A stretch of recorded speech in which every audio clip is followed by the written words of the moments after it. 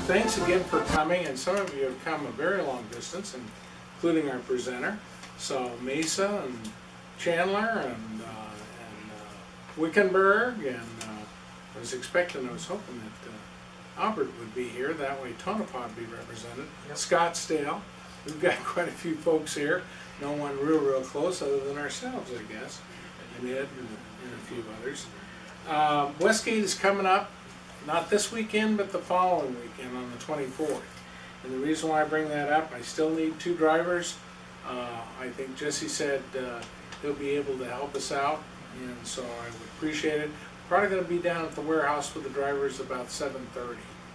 And then that way, hopefully Jim and I, in fact Jim's not here and he's bringing someone, so when he comes, he and I will be setting up. We'll probably be there around 7, so we should have most everything lined up. But you know, we don't like any surprises, and the best way to avoid that is to go ahead and get the vehicles fired up beforehand. So thanks again for Doc. I know is coming and bringing Charlie, and Charlie's dressed out this year. It's being towed by, what's the year on your dues? 83 AMG. And so it's really a dynamic display.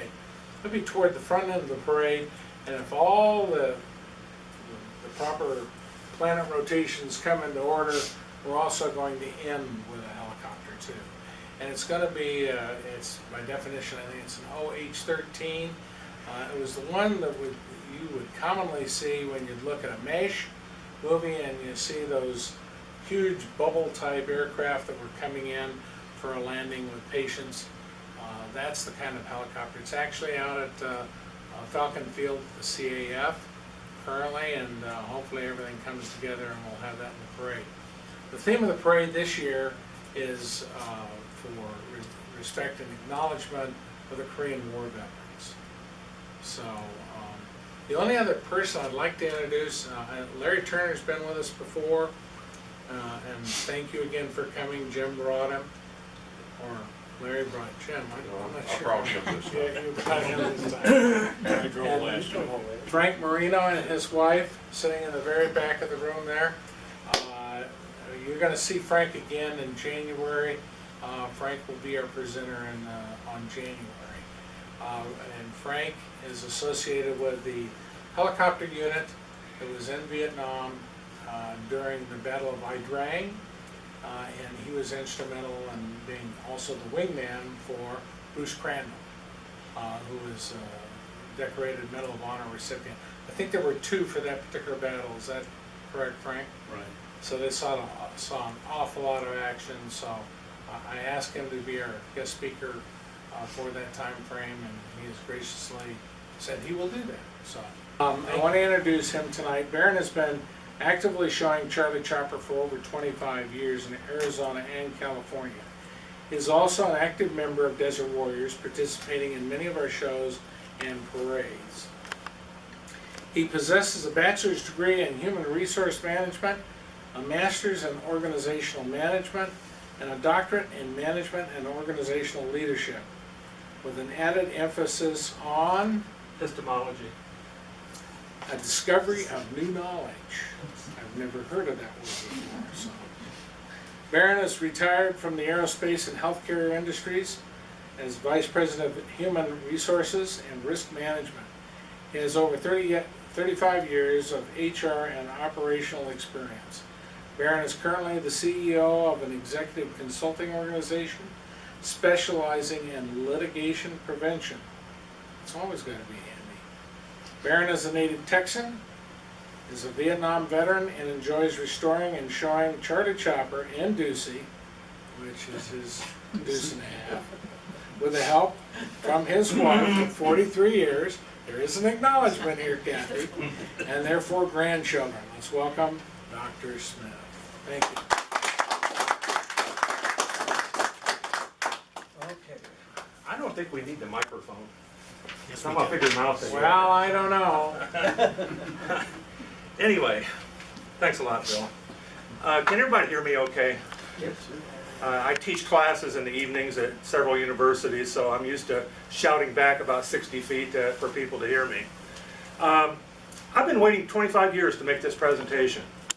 although we've added a lot more to Charlie's legacy in that time. But I have quite an extensive little slideshow here, but they're mostly talking points to keep me on track. So I'm going to stand over here a little bit so I can see my cue on the laptop there, so if you don't mind.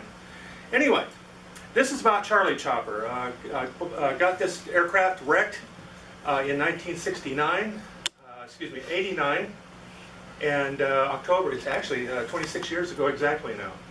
So this is a picture of Charlie Chopper. Actually, this is Charlie in Vietnam, and we're going to talk about this helicopter because, quite honestly,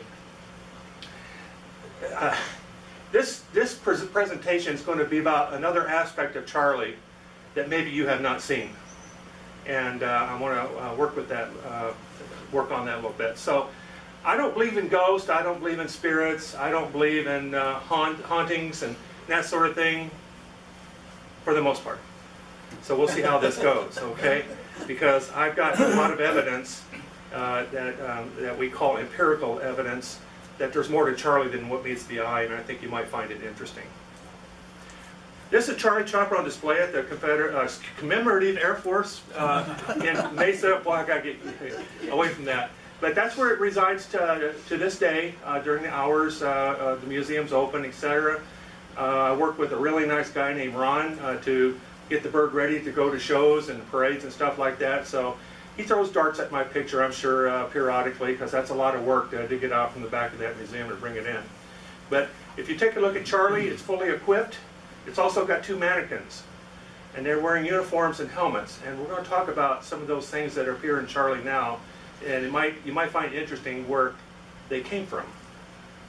So I'd like to start with just a couple of minutes to tell you who I am, other than I teach classes at night. Is that I actually started in high school. I was in junior high school, and I was a mechanics helper at Skylark Aviation in Lake Elsinore, California. So they had one mechanic and one helper, and I was the helper. So big round engine airplanes that I worked on, and that's a 1945 Howard DGA. We had 4 of those, and they were our jump planes for the skydivers. We could carry 5 skydivers in that. So when our ADs came about, airworthiness directives and annuals, my job was to peel all the old fabric off the airframes and help Gus put new fabric on, and also tear down big round engines and put those back together. So great starts to my aviation career. We also had a Beechcraft AT-11, which was a bomber trainer during World War II, and that was the first flight that bombardiers would get to fly and sit in the nose and practice finding targets and releasing bombs and that sort of thing. That plane would carry 10 skydivers, and that's the first plane I ever got to fly. I had so much fun because when I was not on duty, I was still at the airport because I had a back room in the hangar that I lived in. And so I was really into aviation. So I got to fly all I wanted to, and we'll talk about that. I got my pilot's license when I was 16 years old, and that's a 1947 Aeronca Champion, AC-7, excuse me. And that's the little bird that you pull the solenoid to engage the engine. There's no electronics, there's no radios. It's a dirt runway, and I had a lot of fun flying that airplane. So that was a big kick. And that's what I got to do 127 times, is I got to jump out all the airplanes for free. So I had made my sideline money there at Skylark by driving an old World War II Jeep out to the drop zone.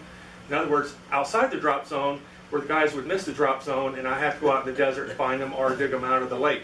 And I get 50 cents for field packing their chutes. So I was making a lot more money packing chutes than I was salary, because I was making 75 cents an hour. Then I went into the Navy. I went through photography school, Pensacola, Florida. It's called A School. And I was assigned to VX-4, which is Experimental Fighter Squadron at Point Mugu, California, right up the street from Jim's place at Wainimi, right? Mm-hmm. Yeah. And this is what I got to do. I was flying in the back seat of high-performance aircraft. I was one of the 4 enlisted Navy aircrewmen that were certified for high-performance aircraft. I sit in the back with a 15-pound high-speed movie camera, and we fly alongside another jet firing its missiles. sparrows and sidewinders, and I would film it in all kinds of G-forces and altitudes and speeds and all that. So I've been 70,000 feet, I've been twice the speed of sound. In the F4 Phantom that you see right there, that was Vandy 5. And then I get to go play. We'd go fly over to what's called Area 51 in that plane a lot. And then I got to fly back seat when we were doing low speed, low performance types of aerial photography. But I was an aerial photography guy, I guess. I didn't fly the F8 Crusader. They don't have a second seat unless you get sucked into the inlet there. But here's what I did get to fly a lot in, and I just had so much fun. And that's me in front of our T-33, or TB-1 as we called it back in the Navy. But I was in the back seat of that, and as soon as we got in the airplane, the pilot would say, "It's all yours." So we just go out and play over the Pacific Ocean and just burn up fuel. It was a lot of fun. I had a great time doing that. By the way, that's about 80 pounds lighter. Too. And then I went to Naval Intelligence. So I went to another photography school. It's called Photographic Electronic Systems Reconnaissance Systems School, Pensacola. And then I was assigned to Naval Intelligence. And that's our logo. In fact, I have my challenge coin in my wallet from there. So I like to use that once in a while. My job was, during that time, was flying in the back seat of RA-5C Vigilantes, North American, doing special types of reconnaissance, and also the P-3 Orion. And we'd go out and we'd do low oblique circular patterns around Russian trawlers, submarines, and also Russian spy ships. And that was my specialty, is getting all the pictures I could of that. I also spent the last part in Vietnam sitting and having chats with captured Soviet advisors to the enemy. Then we moved, Kathy and I got married and everything, and we moved to Linwood, Washington, Payne Field, and guess what I got to do? This is the first aircraft I ever helped restore. It's a 1933 Boeing 247D, and I was very active in that. I helped restore a P-51 Mustang, and also an FG-1D Corsair Goodyear model, and also a guy with the Corsair also owned a Widgeon, and I did a little work on that too. So that's where I started cutting my teeth on restorations, and it just bit me like a bug. Then we have the CAF. I was there when we didn't have any hangars or anything. The B-17 was out in a muddy field, and if it's raining, we couldn't pull it out because it's sunken down in the mud. But the only claim to fame I have on that aircraft is replacing some household wiring some idiot had strung in there, which could have killed everybody. But I also got to change a couple of cylinder jugs on engine number 2. So that's about the extent of that. But the B-25 that's flying out there, did you see a lot? I was the restoration officer on that aircraft. I was the one in charge of taking it completely apart, cleaning all the dirty parts and getting it ready to put back together again. I lost my $300,000 budget because this guy decided to land in Burbank and take out a chain link fence, which took up all my money. So at that time, I felt that there's no need to stay with CAF anymore at that time because I had better things to do. I'm retired from the McDonnell Douglas Corporation. That's my first retirement where I was in human resources. My job was to instruct and teach and provide the skills for all the 7,700 people that worked and put together that Apache helicopter, and that's exactly what it looks like. I got to work on the prototypes. I started out as electronics technicians troubleshooting the 39 onboard systems. Then I went into HR, and the rest is history from there. And Dave here remembers me from the old days at McDonnell Douglas. Hughes actually is what it was when we started there. Then some of the guys that had worked with me on the B-25 said, "Baron, we need something to work on." And I go, "Okay." So I went to the heads of McDonnell Douglas and I said, "How about we restore some of our products here so that we have here in Mesa?" They said, "What do you want?" And I said, "Well, just anything, you know." I didn't know what an OH-6A was at that time. I knew it was a little helicopter or something, but I didn't really know what it was. So the volunteer group, we worked on some things. And right down here is 65-12945. It's a 31st OH-6A ever built by Hughes. And we got that from the Army, looking a lot worse than that. Just pieces and parts, and then we managed to put that together, and we set that for an 8-year tour to St. Louis, our headquarters, and it was the centerpiece for the St. Louis Science Center for 8 years. We're very proud of that. We also had a TBM Avenger. That's my little flyer there, my little Cessna 152 Sparrowhawk. A BD-5 jet, we never did get it running. A 1948 Bonanza, a Piper Tri-Pacer, that's Kathy and I there at a much younger age. And there's another picture of the Bonanza. And then, of course, the Hiller H-12B, which we were just getting ready to start putting that baby back together. It's called a flat nose. And we also had a 1961 Brantley B-2 helicopter. We call it the ice cream cone, so that's what it looks like. But I polished that bird. My son and I polished that out to where it's like chrome. It was beautiful. We let the kids get inside and move the controls and everything, put the headsets on. It was a huge hit. After the group disbanded, they sold it after I had left there, and a guy wound up crashing, killing himself, right? This is the actual picture of what he did. Not only did he kill himself, I'm most upset about. You know, that's a lot of hours. We also had the daddy version of the B-2. It's called the Brantley 305. That's as far as we got with that. We couldn't find a bottom chin bubble, and it was going to cost us thousands to get that done. This is the 12945 that we sent to St. Louis. Very proud of that bird. Very stark and bare. There's nothing. That's no more than you see. No doors, no armament, no mannequins, no nothing. But the bird was. McDonnell Douglas had painted it and done the interior and all that. So it really was a complete bird. And that wound up being sold on eBay as a parts bird. Just broke my heart when the group did that. Here's the way that Charlie Chopper looked when we got it. October of 1989. The bottom is completely crushed in because an enlisted guy stole it, drunk at New Jersey National Air Guard, and crunched it, and he wound up serving time, I guess, in Leavenworth, I would imagine, for those guys. But this is what it looks like. Everything's crinkled and bent, and everything's missing. Nothing is together. All the glass is cracked and broken.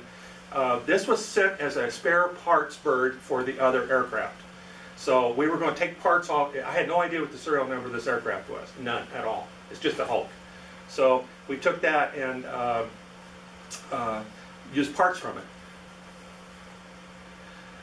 Interesting story. This is where the creepy stuff starts with OH-6A. Our vice president of light manufacturing over across the street from the main plant, McDowell, there at Falcon Field, his name is Jim Shane. And Jim is a really good guy. He flew a lot of missions in Vietnam. He's a hot rod pilot, flies Apaches too. And Jim would like to come over once in a while to my hangar at Falcon Field and have a beer with me. We just had that kind of friendship because he knew I had just restored the other OH-6A, and I was just sitting in my hangar having a beer and sitting in front of the water cooler, you know, just somewhere to hang out as a young guy. And Jim stopped by and we're talking, and he's looking up in the corner of my hangar way back up there, and it's hanging that Hulk, what's left of the OH-6A, probably about maybe a total of 100 pounds, you know, just sitting up there, completely gutted and stripped. And he says, what's that? I go, oh, that's a parts bird, and next week or two I'm going to take it down and put it in the dumpster. We're done with it. It doesn't mean anything to us anymore. And Jim said, oh, really? So we're sitting there having another beer, and Jim looks up and he goes, do you mind if I take a ladder and go up there? Something that's interesting about that aircraft. I go, sure, good, whatever.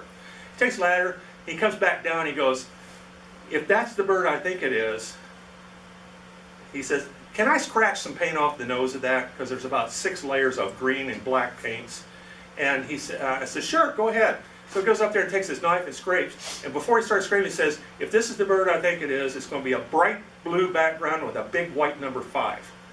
He says, if it is, that is the solo bird for the Army Air Demonstration Team from the 70s. He says, that was Bozo. I go, really? He goes, yeah, I flew it. Okay. He goes up there and scrape. Big white number 5 pops up. I about have a heart attack. So does he. He goes, you have no idea what you've got here.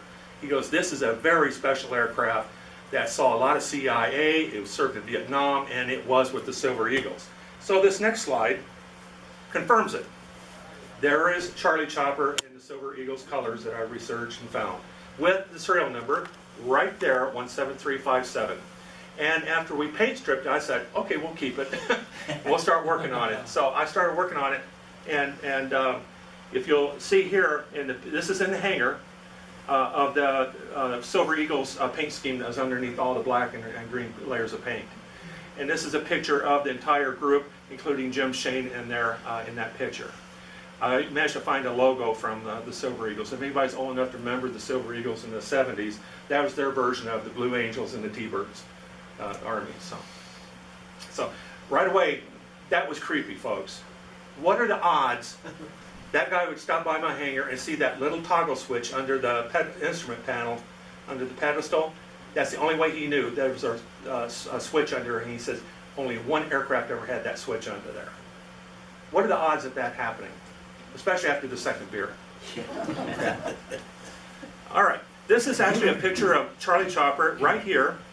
This is in formation. I actually did blow that up one time and check it, but that's flying in the formation of the Silver Eagles. This is Bozo. The Army had, they had a big yo-yo under it, and Jim would go out there and grab some collective and go up and then come down, and the yo-yo would go up and down. It had a siren. Bill, you like this? It's got a siren, and also it had smoke, and the ears would flap back and forth, and the eyes would roll around, and the mouth would open and close. So it's quite the, anybody ever see that? I didn't during the 70s. But yeah, that was the demonstration. So some other places I have discovered that Charlie went to and served was NASA for noise abatement testing.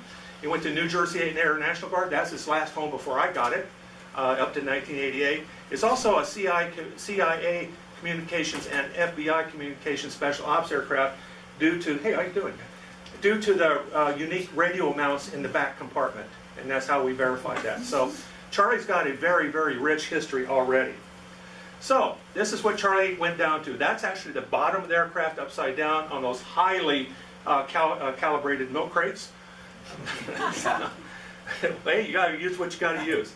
So anyway, that's my friend Steve Coffey back there, great family friend. But the entire bottom needed all the ribs and all the keel and all the skin underneath replaced. This is the metal that I replaced on the aircraft and just completely shot up. And this is the bottom. You can see the Silver Eagles colors underneath the black, but also look around here. Those are all bullet holes. There's bullet holes all over this aircraft from prior engagements that they just didn't even bother patching. You know, what? Why? It's okay. This is a picture you saw in the first slide, and I think this skull and crossbones. This is Charlie after it crashed one time of 7 documented crashes in Vietnam.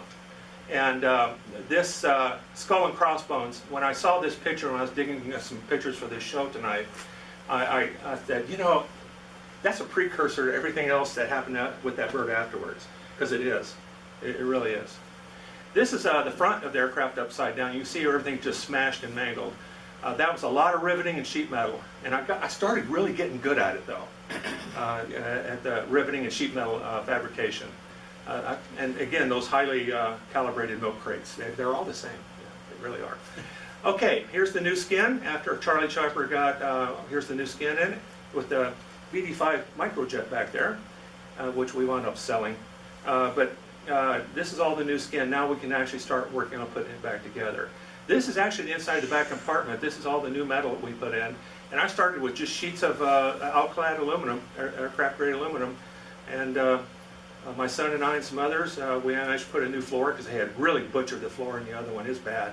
They're all the modifications things. Now, another creepy incident.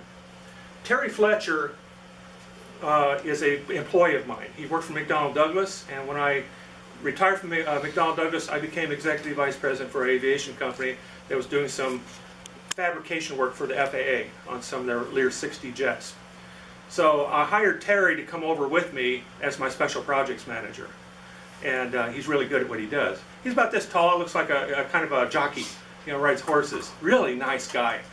Well, here we go again. I'm sitting in the break room at the corporation where I'm running, and Terry comes in. He goes, "Hey, how you doing?" I go, "Oh, hey, Terry, okay, have a seat. Let's do some coffee." He goes, "You know, I hear you restored an 086A." I go, "Yeah, a couple of them." "Yeah, why?" Because this is 1993. I just finished Charlie, 1994, and Terry says, "Where is it?" I said, "It's over at Falcon Field, across, you know, over here." He goes, "Well, let's go look at it." I go, "Sure." So I take him over there. I roll open the big hangar door, and Terry is standing there, and his eyes got this big. Honest to God, the man turned white. He's looking at Charlie Chopper, and he goes, "Is that the right number for this aircraft?" I go, "Yeah, 68-17357. I flew that aircraft in Vietnam." Wow. He says, "I was put in for the silver medal for that because when I was landing, I hooked one of the blades and the skids on some bamboo shoots when I was trying to load some wounded Rangers in a hot zone." I go, and of course, yeah, Terry, yeah, there I was, at 6 o'clock. Yeah. But I said, "Sure, Terry, yeah." He goes, "No, actually, I was." And he said, "That's my bird." And I go, he says, "You sure that's the bird?" I go, "Absolutely sure." And he goes, couldn't say anymore, so I turned the light off and I closed the door. He walked over, got in his car. I went over and walked in my car. I went back to the plant expecting to see him. I never heard or saw Terry Fletcher again. The reason was, 2 of those wounded Rangers bled to death in Charlie Chopper.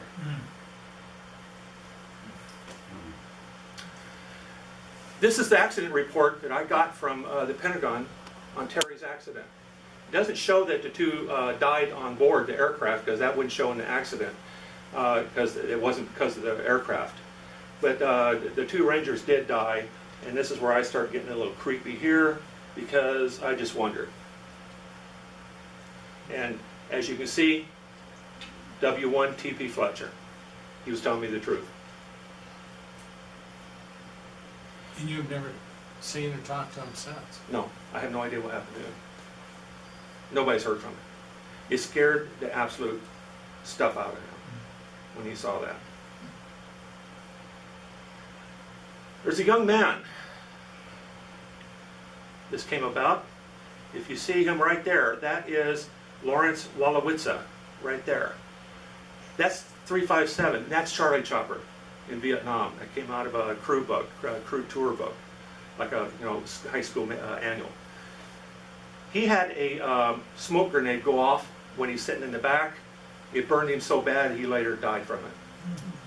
Now we got 3.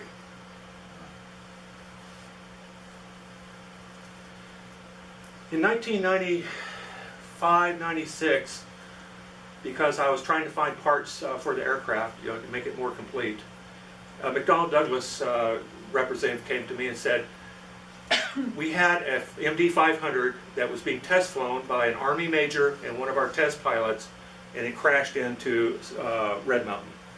The blade struck, and the bird went into the side and rolled down to the bottom, and the 2 crewmen were crawling out, both on fire, and they burned to death, crawling out of Charlie Chopper. Not Charlie Chopper, but that bird." Yes. Well, let me interrupt you for a minute to Yeah. ask you on that past, the one before. Yeah. When did that happen with that smoke grenade? I don't know what year that was. I don't know. And I asked that because I was in Vietnam on my second tour, flying Cobras, and we had scouts. The OH-6s were our scouts, and they flew low and we flew high. Right. Pink teams. And I had a situation where it was a gunner, but it was a thermite grenade that blew up inside the OH-6. And the pilot put it down. The gunner was wounded badly because of that and badly burned. We had no way to evacuate him. The aircraft was down, so we opened up the ammunition gate on the Cobra and sat the gunner onto the guy that was burned, and the pilot in front held him up by the harness while we flew him back to the hospital. Yeah. So I don't know if it's the same Could one. be. But that's I don't the think it's a thermite. From my understanding, it's a smoke. Okay. A thermite would probably destroy the aircraft. No, he didn't. What he did, he threw it out, but he threw it out late, and Yeah. it blew outside the aircraft. I see. Okay. But Yeah, it that was would enough happen. to burn him, though. Yeah, but Lawrence died from his burns. I see. Okay. Thank you for that. Anyway, about a year after the FAA and the Pentagon and Department of Defense had investigated the accident to find out what had happened with that MD-500, they offered me the hulk of what was left of that aircraft. I thought, no. you know, because I saw it at one time sitting over at the plant behind a building, and I thought, no, because I was already looking for usable parts. I was always scrounging for parts. I said, there's nothing on there I want. So they said, well, you know, do you want anything off there? And I thought, you know, whatever. So we'll bring it over. So here comes a forklift across the bridge at McDowell, brings it over to my hangar and sits it right there in front of my hangar. This big wooden box with, you know, charred metal in it. So I thought, okay, well, let's see what we got. Well, I was able to get a transmission out of it. There wasn't much left, but I got enough. And fortunately, McDonnell Douglas Overhaul facility really liked what we were doing, and actually made a complete new transmission out of that. I also got the skids, these 2 skids from that aircraft. But the 2 skids and the transmission's the only thing I got. It pretty much looked like this, you know, if you could imagine that. And this is what it looked like before it crashed, for the most part. There's an interesting thing with airline pilots, because most of the hangars around where I have my hangar are retired or soon to retire airline pilots. And they came over to me one day, there's about 4 of them. They said, we understand that you have a death bird. I go, what do you mean a death bird? That smoldering heap of stuff that you brought in here, that killed some people, didn't it? I go, yeah. I said, it's pretty horrible too. They said, you took some parts off the aircraft and put it on that helicopter, Charlie? I go, well, yeah. Said, you can't do that. Airline pilots are very superstitious about that. Then I find out most pilots are very superstitious about that. You don't put parts on an airplane that come from an aircraft that kills somebody. It's just a thing. I didn't know that. So right away, now I'm going, whoa, really? So, all right, that's very interesting. So, in addition to all the people who have died in Charlie Chopper and for Charlie Chopper, I was at a military show at CAF, and the guy had VC Sue on sale. He put together a mannequin of a Viet Cong girl, and had it for sale for $75, and I said, done. So I wanted to put this on display with Charlie. Another thing that we don't think about, by the way, that's my original artwork that I drew. I've got that copyrighted.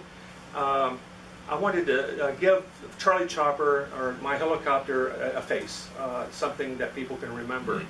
And so I had a professional cartoonist actually color it in and paint it onto Charlie Chopper.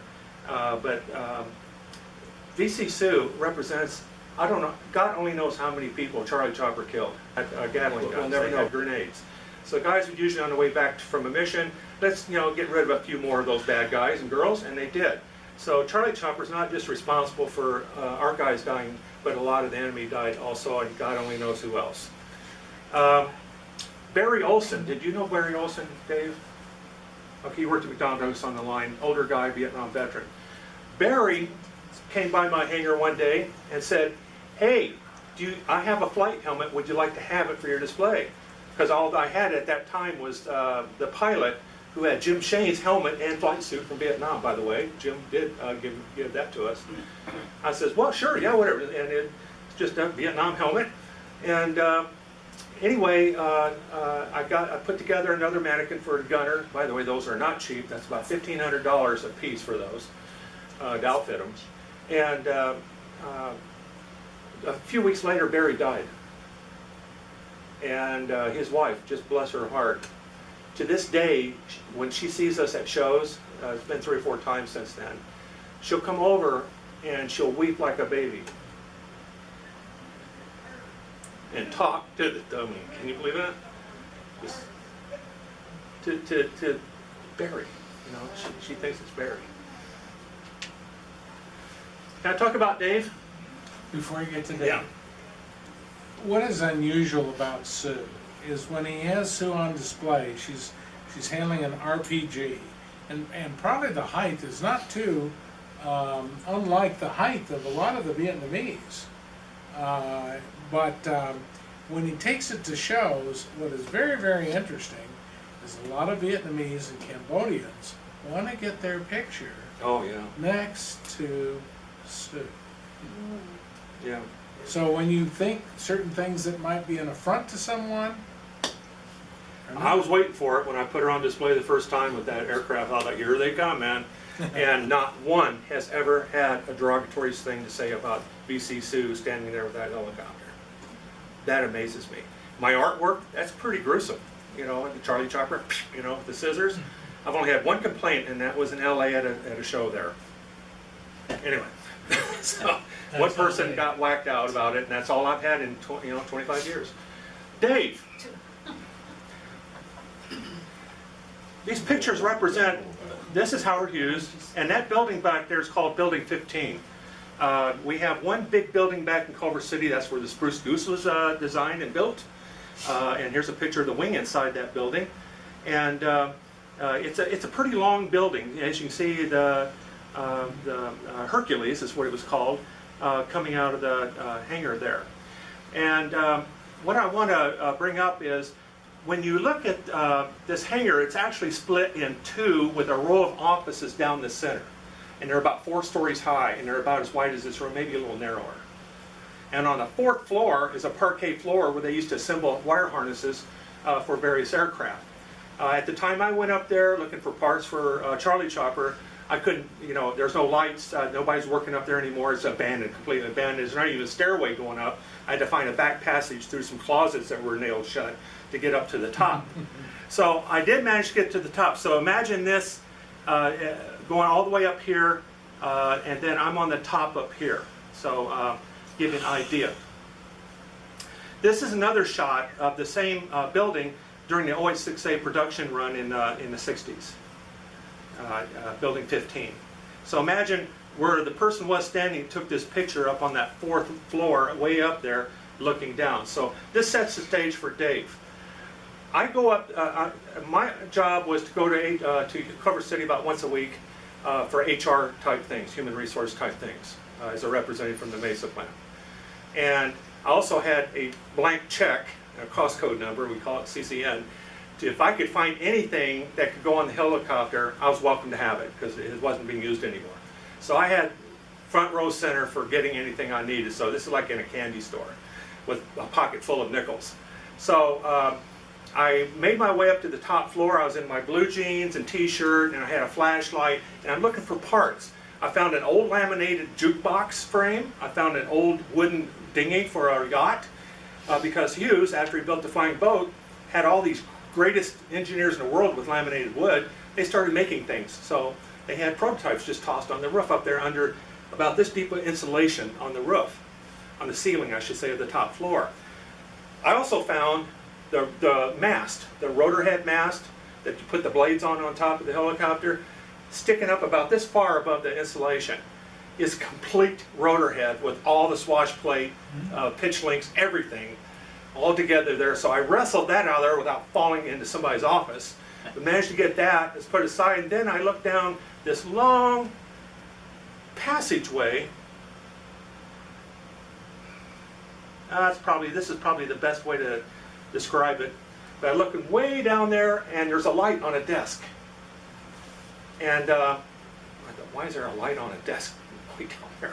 It's about 100 feet away. So I make my way down there, and then there's a guy in a suit sitting there, gray hair, sitting at the desk, and he's got a computer screen, the old monitor, a phone, and that's it. He's just sitting there, tie on and everything. So I made some noise so I wouldn't startle him. I go, I walk up, and he turns around and he's kind of startled, and he goes, "Oh, hi there." And I go, "Well, hi there." I says, "What's your name?" "Oh, I'm Dave." He had a McDonnell Douglas employee badge on and everything. I thought, wow, this is interesting. I said, "Dave, I'm Barron. I'm from the Mesa plant, and I'm looking for OH-6A parts." "Oh, yeah, that's right. Yeah, we have a lot of OH-6As here sometimes." He's really drifting. He didn't have me there at that time. So I said, "Dave, what do you do here?" "Oh, I'm the keeper of the vellums." A vellum is a blueprint. Okay, it's rolled up, it's a transparent blueprint, it sticks in a little square hole in this cabinet. He goes, "Those are the vellums there." I said, "What are they vellums for?" "Oh, for the Hercules and the OH-6A." He goes, "You have an OH-6A. Do you need any vellums?" I go, "No, Dave, actually I have all my blueprints, I have everything I need, but thank you anyway." I says, "Does anybody ever come up here?" "Oh, not very often at all. You're the first one I've seen in a long time." I want to interject Yeah. something. Nothing but the light is plugged in. Yeah, there's no cable going to the phone or the computer. Yeah, seriously. So I get the mast downstairs, we'll wrestle that down, but I was wasted by the time I got that thing down. It's about 175 pounds. And so I go over to my counterpart, the director of HR there, Susan. I said, Susan, I had the darndest thing just happen. She goes, what? And I said, told her about Dave. She goes, no, there's nobody up there. So I go, yeah, here's his name. Here, he's had a badge. He's a suit sitting at a desk. Baron, did you see a ghost? Was Howard there with him? I go, come on, you know. No, Dave's really there. So she says, all right, let me look through my files. So she looked through all the records. Nobody named Dave has ever worked there, that name. And I said, I wasn't seeing things, Susan. I don't do drugs, you know, that sort of thing. I said, would you like to go up there and meet him? She goes, I'll bite, sure. She's very skeptical of me. So we went up there, and sure enough, there's Dave. She walks up and says, hi there. Oh, hi there. Hi, I'm Dave. She goes, well, I'm Susan, and I'm the director of HR here, and I don't have you listed as an employee here. Oh, well, I don't know about that. I come to work every day here. How long have you been working here, Dave? Oh, 1946. I worked on the flying boat. She's thinking, okay, you know, where's the cameras? You know, I mean, this is really looking hokey. So anyway, she's believing it now, and I said, I'm not making this up, Susan. This is not a stage. This is not a, you know, catch on camera or something, candid camera. So we go back downstairs, and she's looking through her records again to make a couple of phone calls. She goes, Baron, that guy has never existed here. You know, I go, well, she goes, how's he getting up there? I said, probably a little secret set of stairways I'm not aware of, because I had to go through closets and stuff, you know, through attics and things to get to that floor. And so anyway, I go, oh, wow. Because I'm a Howard Hughes historian buff. I as a hobbyist. I know about this guy. So I'm thinking, let me make a phone call. So I call St. Louis Procurement and Contracts Department in legal. I says, this is Baron, da-da-da-da, here's what I've run into, here's his name, blah, blah, blah, blah. She goes, hold the line for a second. It didn't take 3 minutes. Some guy gets on the line, he goes, this is so-and-so from the legal department, you found him. I go, yes, I guess I did. He goes, well, that's unfortunate.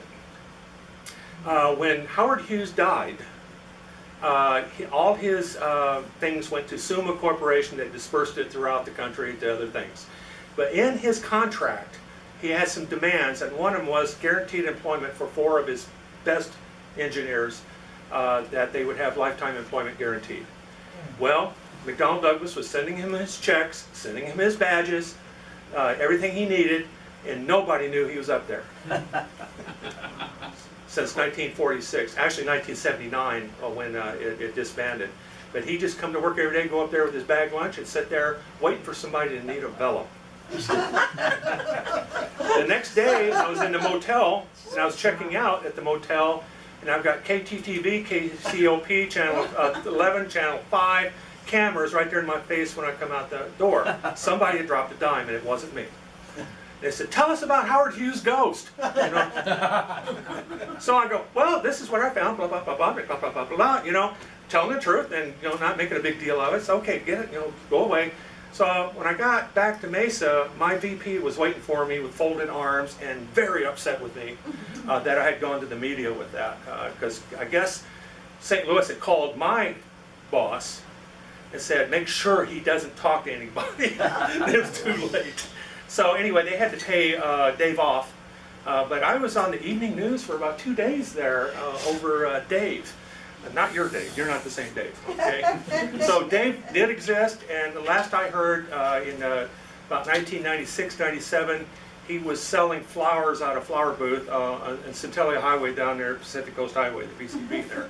Of course, he's dead now, but he took his payout and opened up a flower stand. So, yeah, isn't that something? So, anyway, this is kind of almost what he looks like. This is from a movie, obviously, but that's about what he looked like, and this is about where it looked like where he was residing.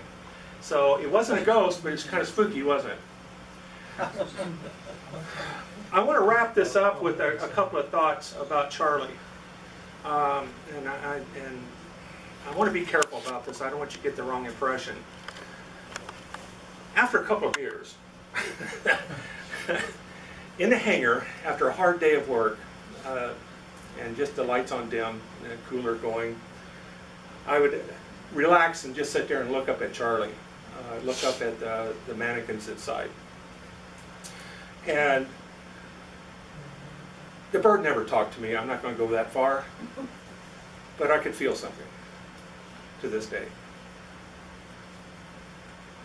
What's interesting is when I take it to shows, and Kathy will remember this, especially when I was down at Tucson at the Nam Jam a couple, 3 years. These guys would come up to the helicopter, freeze in their tracks at about 50 yards, and fall on their knees and weep like a baby. Were they seeing a helicopter, or were they seeing something else? What do you think?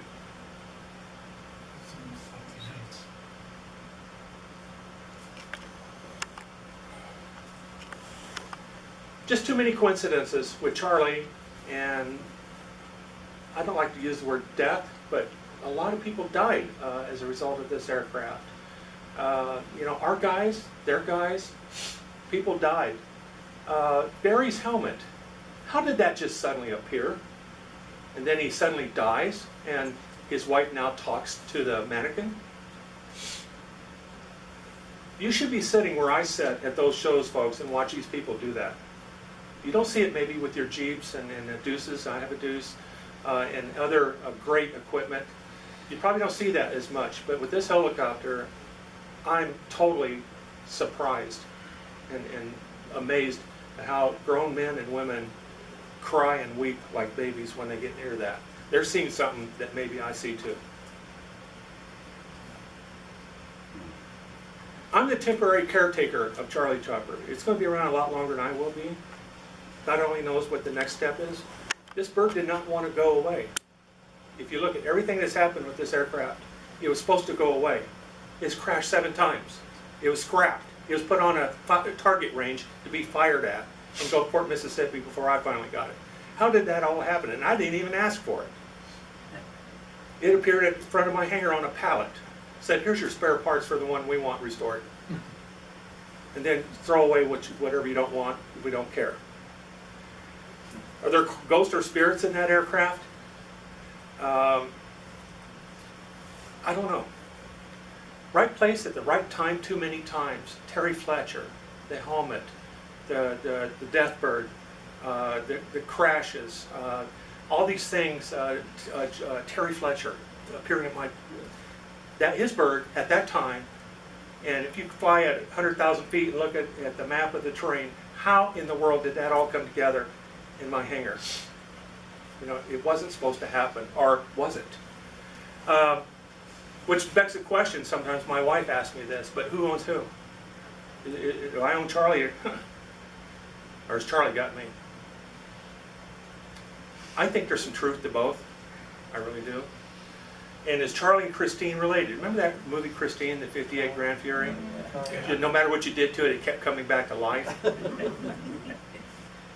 You couldn't write a better script if you'd put Charlie in place of Christine there. Really, it's almost exactly the same script if you watch that movie.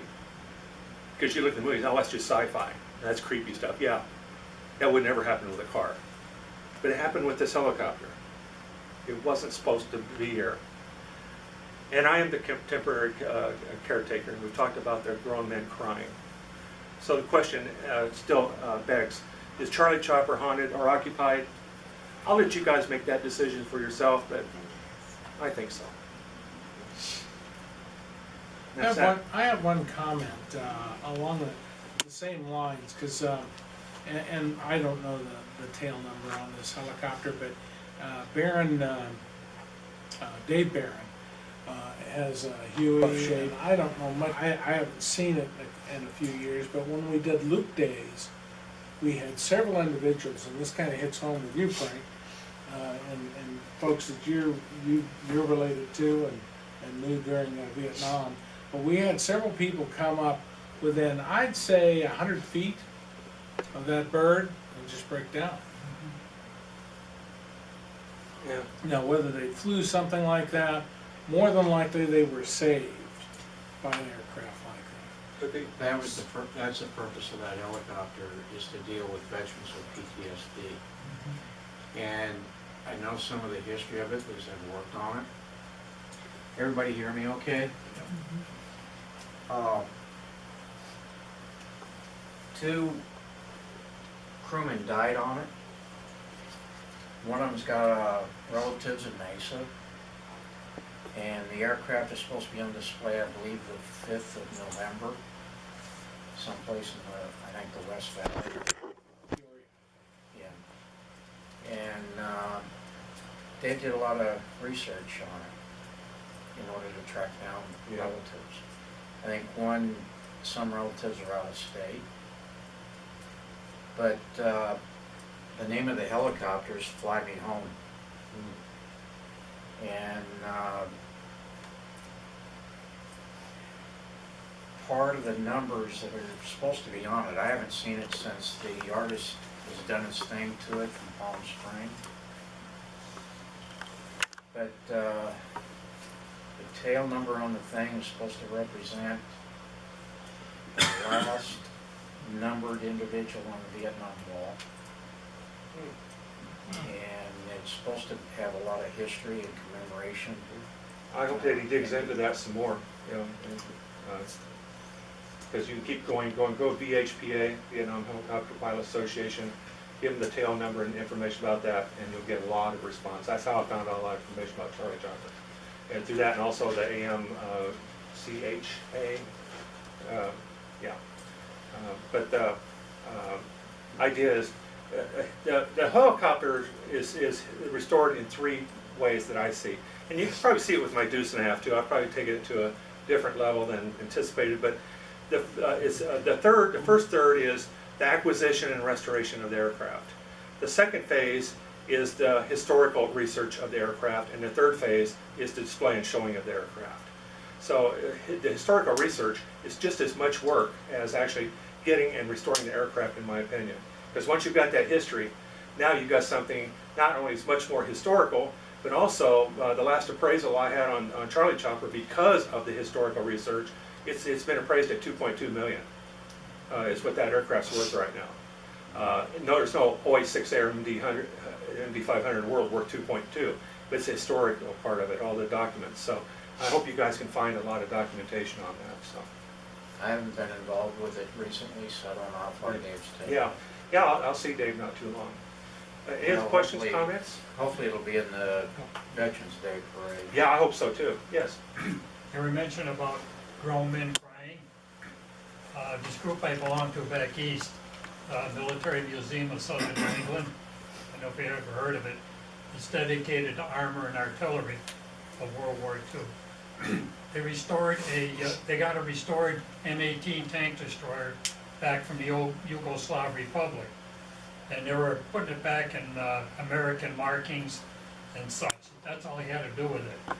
And a TD veteran came to the stuff shop, he did the same thing. Yeah. He fell to pieces. Yeah.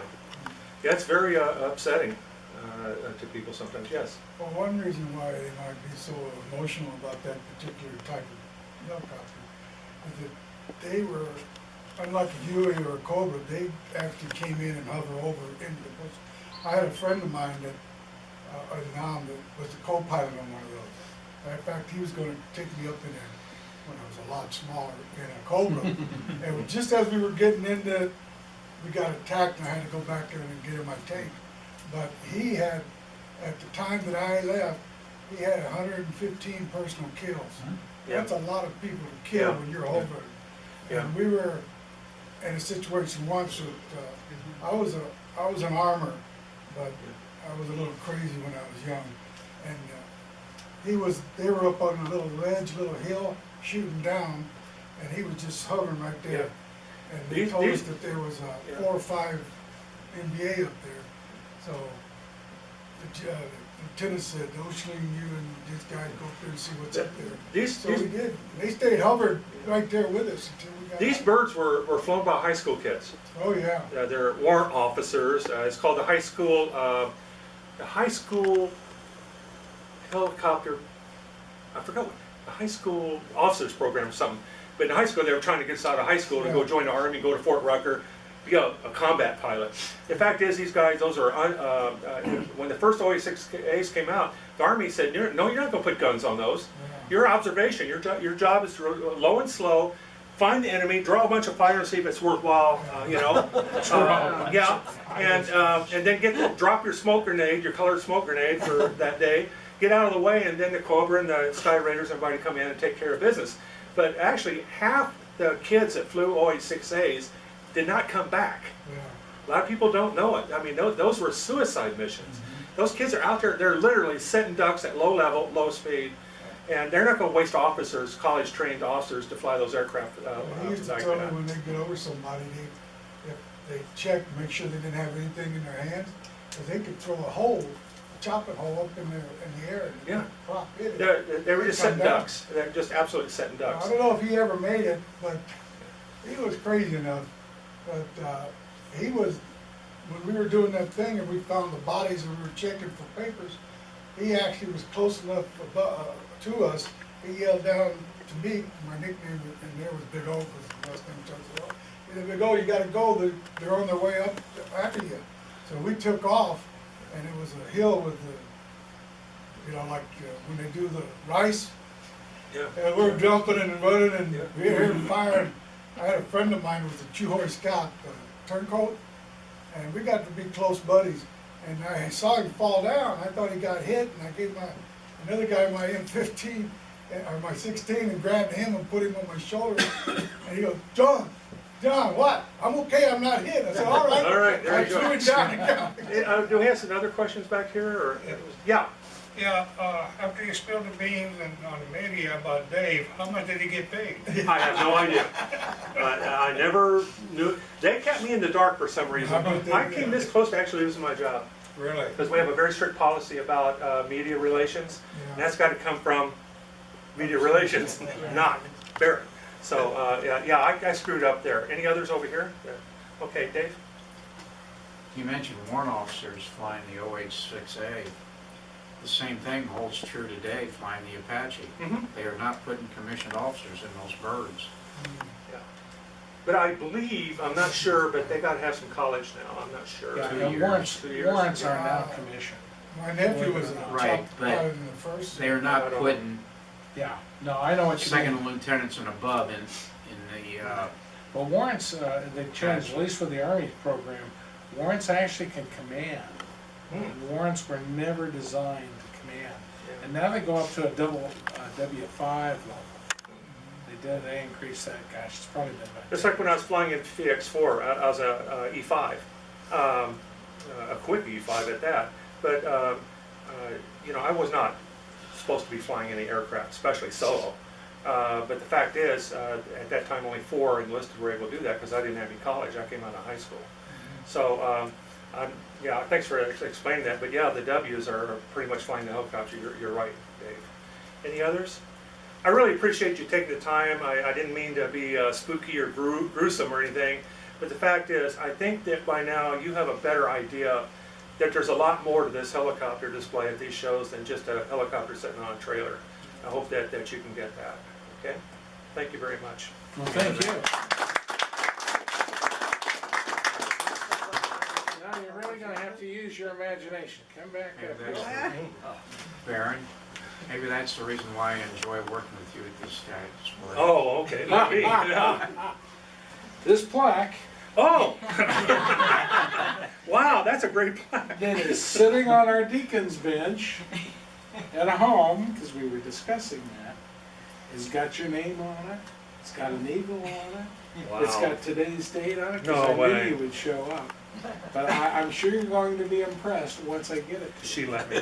Thank you, So, Bill. oh, you're welcome, and Appreciate it. thank you You for bet. coming, I appreciate it.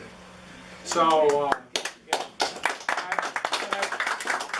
obviously we have more room. I think when we're here the next time, it's probably gonna be the full room. So please feel free. If you notice when I send out the emails, I don't say, hey, I need to know who's coming so I don't run out of seating. Well, obviously we still have available seating. So please feel free to bring a friend, to bring even high school folks. We have had occasions where Shadow Mountain has been present with a few of their students. So, and Heidi has been here with a couple of students, she couldn't make it tonight, but please bring them, because these are parts of history that, as time goes by, we really don't want them to forget. So, please remember to bring a friend. With that, I don't know that I've got, oh yeah, let's get together, we're gonna have plenty of room to do that, I think we'll just do it right up here in the corner. I would like to get a group picture of everyone, so with Sam's help, and thanks for recording this again. This will be on our website and on Facebook. With that, actually, we get out of here about a half hour